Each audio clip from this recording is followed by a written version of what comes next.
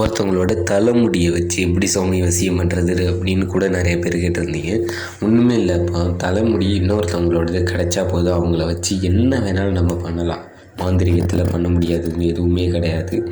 மாந்திரிகத்தில் வந்து பார்த்தீங்கன்னாக்கா ஒருத்தவங்களோட காலடி மண்ணை வச்சு வசியம் பண்ணலாம், தலைமுடியை வச்சு வசியம் பண்ணலாம். இதில் தலைமுடியை வச்சு எப்படி வசியம் பண்ணுறதுன்னு பார்க்க போகிறோம். தலைமுடி ஒருத்தவங்க இப்போ கணவன் மனைவி பிரிஞ்சிருப்பீங்க, காதலன் காதலி பிரிஞ்சிருப்பீங்க, எத்தனை வருஷம் பிரிஞ்சிருந்தாலும் சரி சேர்த்துடலாம், தகாத உறவையும் பிரிக்கலாம் ஒரு முடியை வச்சு. அதுக்கு மாந்திரிக முறை என்னன்னு பார்த்தீங்கன்னாக்கா, சுடுகாட்டில் போய் வசியமை எடுத்து நம்ம வந்து அந்த முடியை வச்சு நம்ம வந்து வசிய பூஜை நடத்துவோம். அது நிறைய பேருக்கு நம்ம கிளைண்ட்டு நிறைய பேருக்கு தெரியும்.